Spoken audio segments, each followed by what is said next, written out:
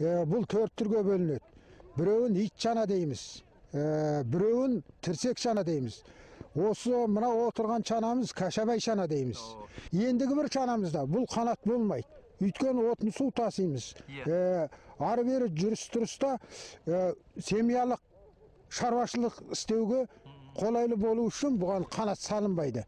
Сонда біздің төрт түрлі шанамыздың екі түрі қазір негізінен істетіліп отыр. Жаңағы шананың қанат дейтініміз осы ма? Қанаты деген осы.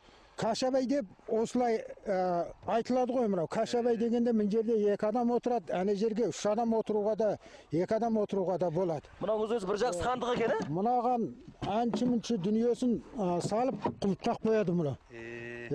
Мынау арқа сүйеп отыратын орындығы. Отырған адамның арқасы ауық былай енді түсіп қалмауға. Түсіп қалмауға. Ұзақ жолға. Ұзақ жолға. Анау ауық қалмауға бір жағы сәндік үшін. Шаршатпайды дейсіз ғой мынау ұзақ жолда. Мынау дәрте дейміз. Шананың дәртесі ғой? Шананың дәртесі. Бұл да қатқан қайыңдан істетілген нәрсе.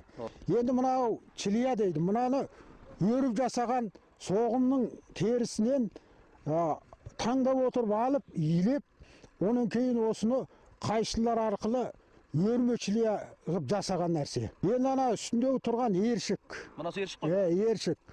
Мынаусы белдік. Өйткені мынаны көтермесе ана аттың кеудесін алып қояды. Енді мынау доға деген нәрсе. Мынау доға ғой? Доға. Бұл мойыл менен қайыңнан жасалады. Бұның ролы мынау аттың екі жағын соқпайды. Мына дәртенің біріне-бірін бірігіп аттың бүрістірмейді. Аттың бүйірін қажамауға. Қажамауға, оның кей сәндікке, оның кей күш алуына жақсы болады. Енді мынаны қамыт дейді. Мына қамыт екі түрлі нәрсе. Мынау қатқан қайыңнан алынған қамыт. Қайыңның түбі. Осы түбінен ойып отырып шауып алады. Мынаның шұжығы дейді мынау. Мына жандағын құлақбау дейді. Мынау құлақбау. Мынау екі жағынан екі құлақбау тартқаннан кейін мына доғаны шертіп тұрады. Мынау тамақбау дейді. Мынау шешкенде мынау ашылады ғой. Сонда мына доға алынады.